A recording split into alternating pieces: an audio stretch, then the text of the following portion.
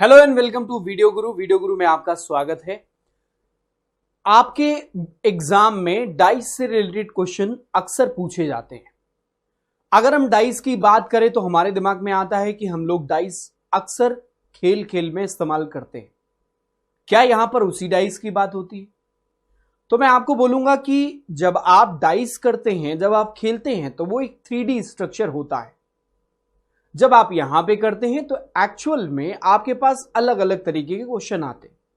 कई बार ऐसा होता है कि डाइस के फलक को, मतलब फेस को ओपन कर दिया जाता है और 2D स्ट्रक्चर बनता है जो कि एक पेपर पे डिजाइन होता है। वहां पे आप पासे के एक फलक के ऑपोजिट में कौन सा आएगा उसके बारे में बात करते हैं।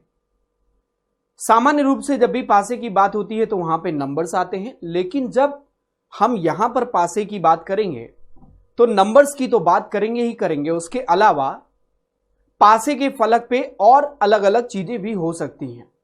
तो आइए उन्हीं चीजों को जानते हैं आज के इस सेशन में, जो कि है डाइस पासा। सबसे पहले तो डाइस जो स्ट्रक्चर है वो है क्या, उसके बारे में यहां पे लिखा हुआ है।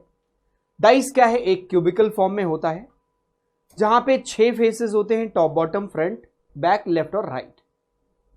अब देखिए, पासा जो है वो एक 3 बीमीय चित्र होता है जिसे हम 3D स्ट्रक्चर कहते हैं, with 6 surface. It may be in form of cube और क्यूबॉइड। कई बार आपने देखा होगा शकुनी मामा का पासा जो है वो क्यूबॉइड के फॉर्म में होता। उसका स्ट्रक्चर कुछ इस तरीके से था, और चूंकि वो हाथ में रोल करते थे इस पासे को, इसीलिए ये जो पासा है वो किस तरीके से दिखता है? ऐसा दिखता है, जो कि आपका एक क्यूबॉइड फॉर्म में होता है। सामान्य रूप से जब भी हम खेल में इस्तेमाल करते हैं तो आपका पासा कुछ इस तरीके से होता है, जो कि एक 3D स्ट्रक्चर होता है। करेक्ट है? अब देखिए, ये क्यूब के फॉर्म में होता है। आगे बढ़ते हैं, देख लेते हैं पासे के बारे में। फलक कौन कौन से विपरीत होते हैं आप देख सकते हैं यहां पे। इसमें कौन सा टॉप फेस है, कौन सा बॉटम। अब देखिए, ये टॉप है, यहां पे नीचे देखिए बॉटम का लिखा हुआ है, बॉटम फेस FABH, ताकि आपको दिखाई दे क्लियरली, FABH। ऐसे ही आप फ्रंट के फेस को भी देख सकते हैं। यहां पे देखिए फ्रंट फेस और बैक फेस। फ्रंट कौन सा है? EGAF, ये देख सकते हैं फ्रंट फेस। FAGE, बिल्कुल वही बात है। उसका ऑपोजिट यहां पे देख सकते हैं, ये होगा 4 पॉइंट को मिलाते हुए। ऐसे ही इसका राइट जो है वो ये जाएगा इन 4 बिंदु को मिलाते हुए, और लेफ्ट इन 4 बिंदुओं को मिलाते हुए बनता है। करेक्ट? अब आगे बढ़ेंगे, देख लेते हैं पासे के बारे में कुछ और इंटरेस्टिंग चीजें। ये हिंदी में वही चीज आपके सामने रखी गई। ये देखिए, पासा कितने तरीके से होता है। तो 2 तरीके का पासा होता है। One is called standard dice and other is called non standard dice. तो स्टैंडर्ड डाइस जो आपका होता है उसमें बेसिकली नंबर्स यूज होते हैं, जो जनरल लाइफ में हम लोग खेल में इस्तेमाल करते हैं। डाइस का खेल हम लोग खेलते हैं, सांप सीढ़ी कह लीजिए, या लूडो जब आप खेलते हैं तो वहां पे पासे का इस्तेमाल करते हैं। इसी तरीके का पासा होता है, और वो एक स्टैंडर्ड डाइस होता है। ऐसा क्यों होता है? आप देखिए, स्टैंडर्ड डाइस में हमेशा ध्यान रखिए, ऑपोजिट का सम का योग हमेशा कितना बनेगा? 7 बनाता है। लाइक अगर ये 1 है ना, तो इसके नीचे वाला, ये टॉप वाला अगर 1 है तो बॉटम वाला जो फलक होगा वो 6 होगा। ये निर्धारित है। क्यों? क्योंकि ये स्टैंडर्ड डाइस है। अगर ये फलक 3 है तो यहां पे जो फलक बनेगा इस जगह पे, वो फलक क्या हो जाएगा? 4 बनेगा इसके ऑपोजिट में, ताकि उसका सम कितना बने? 7 बने। आप चाहें तो उसको चेक भी कर सकते हैं। तो स्टैंडर्ड डाइस के ऑपोजिट फेसेस का जो सम होता है वो हमेशा कितना होता है? 7 होता है। करेक्ट? यही बात यहां पर लिखी हुई है। नॉन स्टैंडर्ड डाइस की बात करें तो वो कुछ इस तरीके से होता है।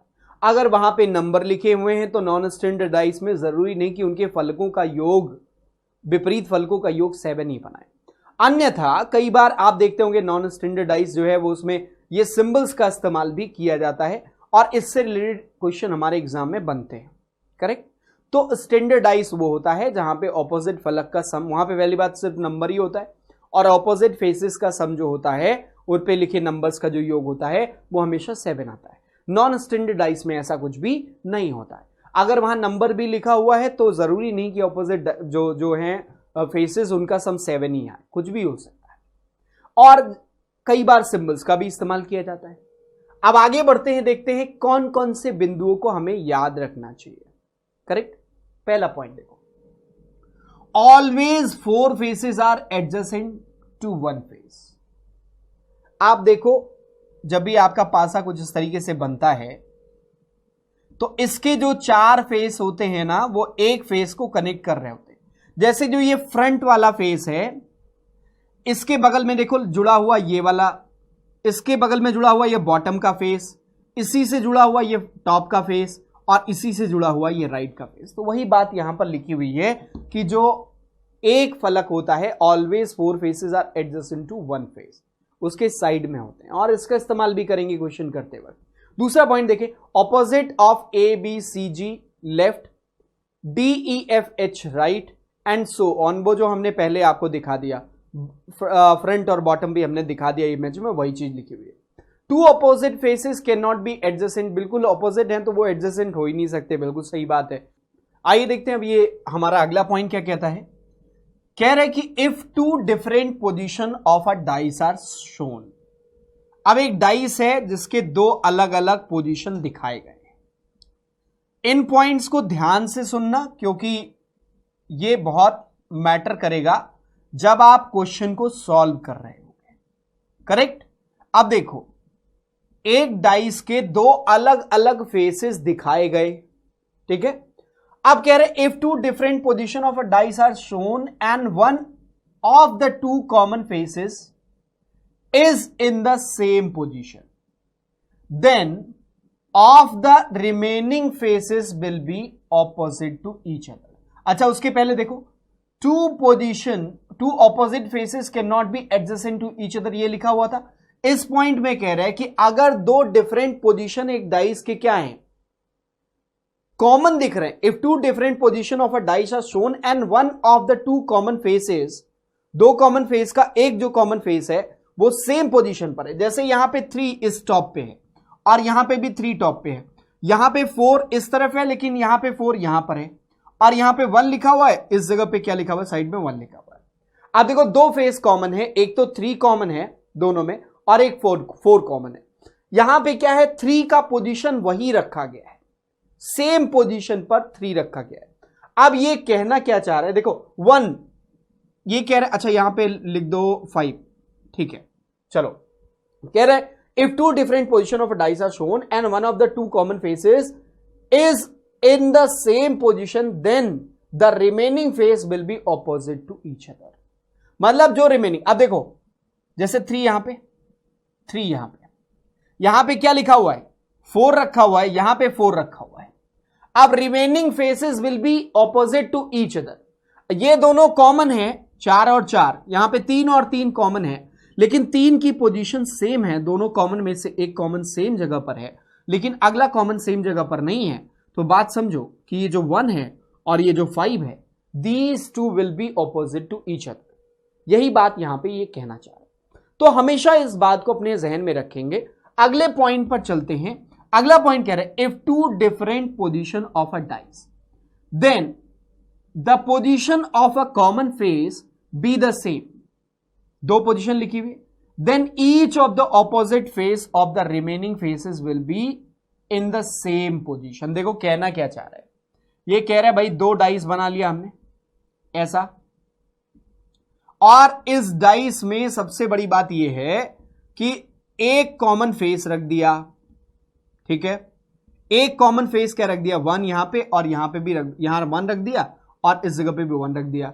अब यहां पे 3 रखा हुआ है, यहां पे 5 रखा हुआ है, यहां पे 2 रखा हुआ है, और यहां पे क्या रखा हुआ है, 6 रखा हुआ है।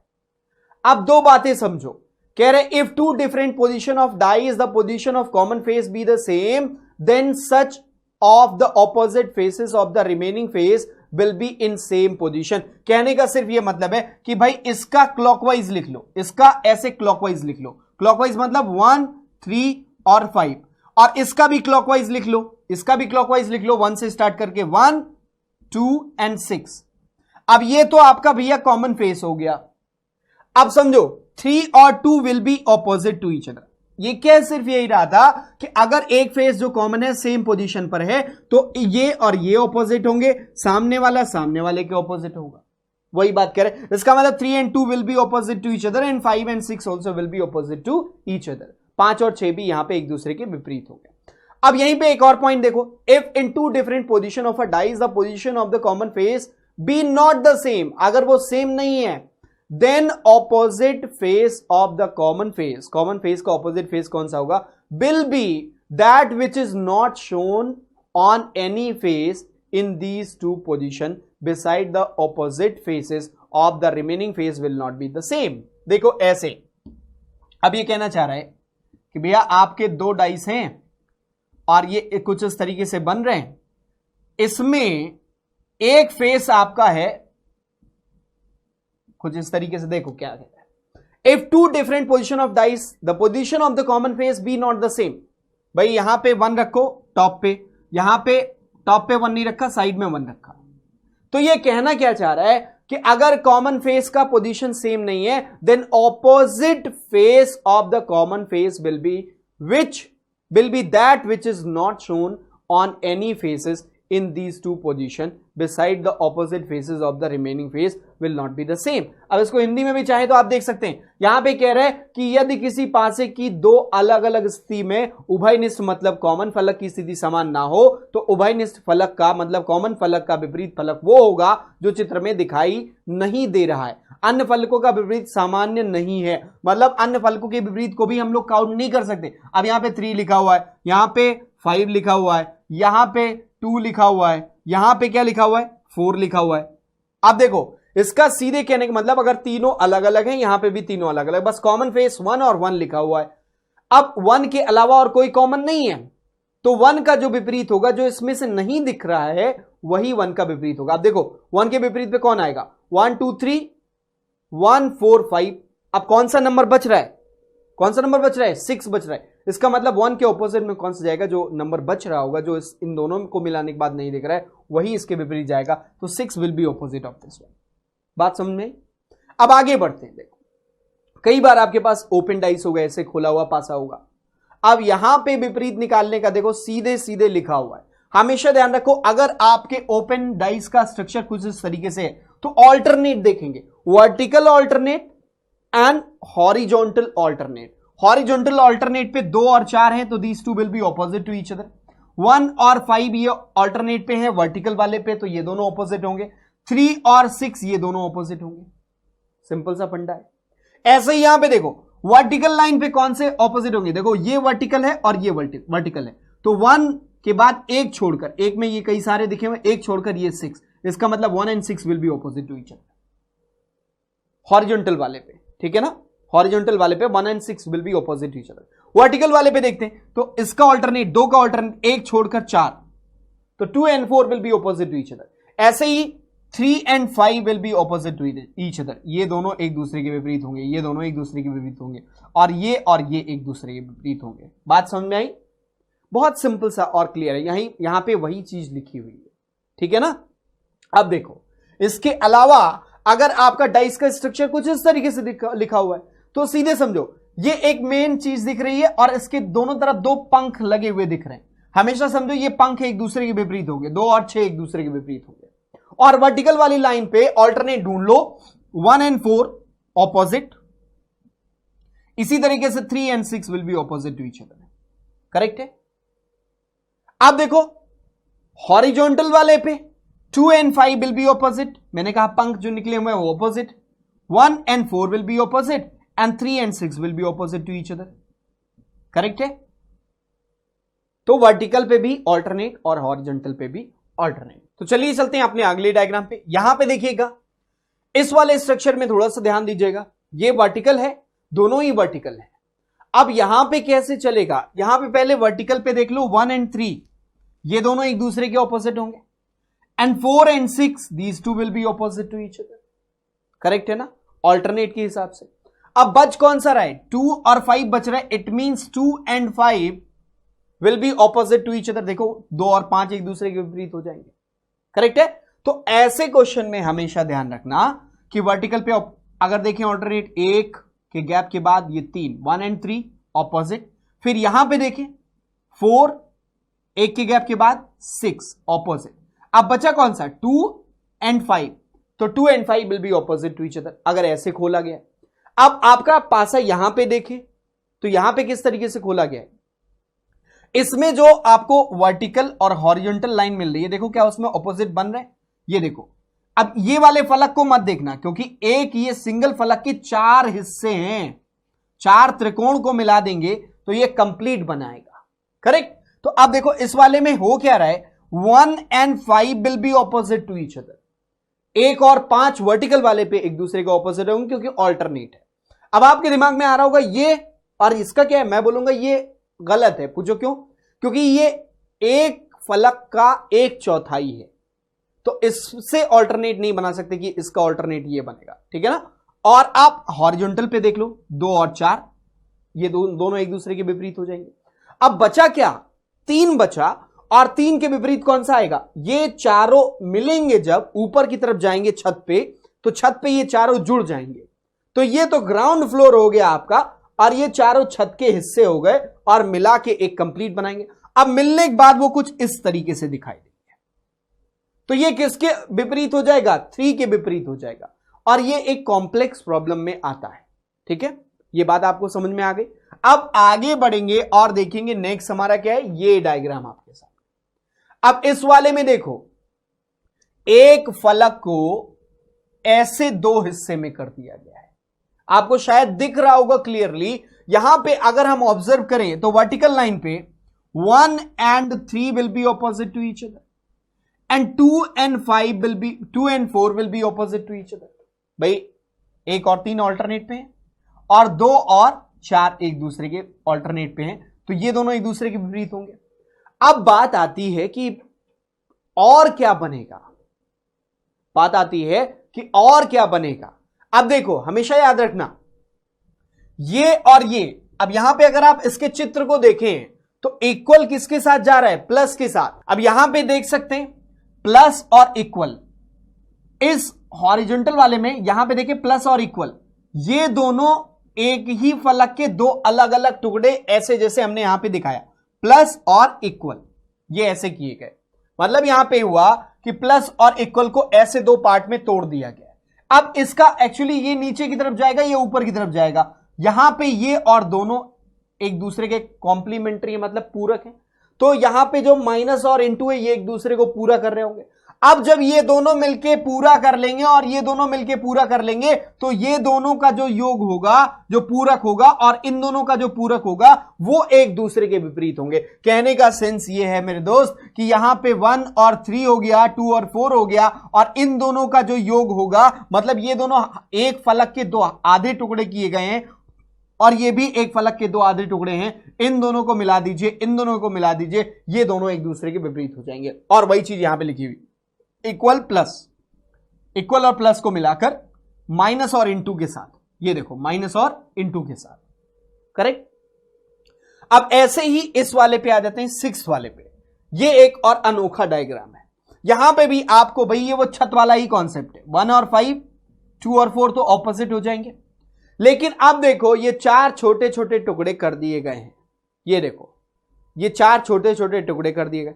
ये चारों टुकड़े जब आप बॉक्स को बंद करें, कभी कार्टून को बंद किए, ऐसे टाइप के कार्टून को, शादी ब्याह में आपने देखा होगा कार्टून को हम लोग बंद करते हैं, तो जो बंद करते हैं जो साइड में होगा वो एकदम ऊपर की तरफ जाएगा, ठीक है ना। तो ये 4 जो छोटे टुकड़े हैं, और आपने देखा होगा कि शादी वाले डब्बे जो होते हैं उसमें एक तरफ 4 ऐसे फंसाने वाले होते हैं, एक दूसरे के ऊपर फंसाते, तो वही ये टुकड़े हैं, ये ऊपर की तरफ जाएंगे बिल्कुल, और ऊपर जाएंगे तो किसके विपरीत हो जाएंगे, 3 के विपरीत। मतलब माइनस इंटू इक्वल प्लस एक साथ होके किसके विपरीत जाएगा, ये देखो यहां पे ये किसके विपरीत जाएगा, 3 के विपरीत जाएगा। पॉइंट क्लियर है। तो इस तरीके से ये आपका डाइस का मुद्दा है। अब जब हम लोग क्वेश्चन को करेंगे, जब हम लोग क्वेश्चन को कर रहे होंगे तो डाइस में और डीप में जाएंगे, और किस तरीके से हमारे एग्जाम में डाइस का क्वेश्चन बनता है वो हम लोग देखेंगे। क्लियर। तो आज के लिए बस इतना ही। Thank you so much watching this video. All the best, bye bye and take care.